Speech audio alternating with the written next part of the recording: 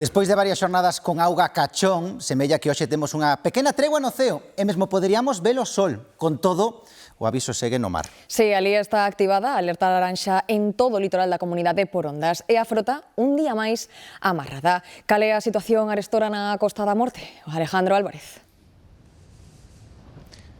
Pois, Antía, a esta hora temos un mar moi bravo aquí en Muxía, froito desa alerta laranxa, con ondas que poden ir entre os 5 e os 8 metros de altura. Conforme vayan pasando as horas, ese aviso baixará de nivel a carácter amarelo. Por iso non nos cansamos de decirlo, moita precaución a hora de achegarse á primeira liña de costa, tamén a diques e rompentes, e ante esta situación a Xunta de Galicia suspendeu a actividade deportiva no mar. Un aviso laranxa que se activaba despois de que esta madrugada tivésemos aviso vermello. Algunha das boias máis importantes da nosa costa, como a de Cabo Silleiro ou a de Estaca de Bares, rexistraban ondas que superaban os 8 metros de altura. Como poden comprobar, mar moi revolto, e os que sofren as consecuencias son os mariñeiros que levan xa varias semanas coa frota amarrada.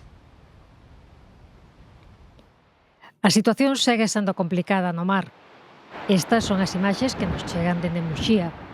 O igual que no resto da costa noroeste da provincia da Coruña, aquí estivo activo un aviso vermello ata as 8 desta mañá. E os datos dan conta da bravura do mar. Ondas de altura media por riba dos 8,9 metros en Estaca de Bares, segundo os rexistros das boias de portos do Estado. Xa esta mañá o nivel de aviso baixou a laranxa en toda a costa. Tamén na das Rías Baixas, onde o aviso vermello de onte, que nos deixou imaxes como estas na Guarda e en Nigrán, tornouse hoxe laranxa e xa non se conta con que as ondas superen os 8 metros. Con estes temporais, o mar volvese todo un atractivo do que moitos queren desfrutar.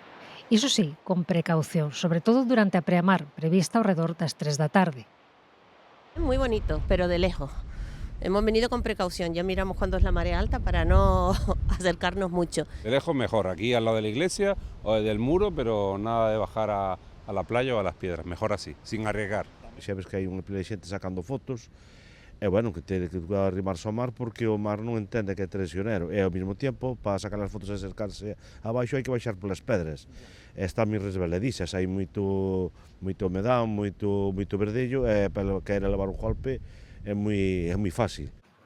E o nivel de aviso seguirá baixando. Mañá xa será amarelo en toda a costa e as ondas non superarán os 5 metros.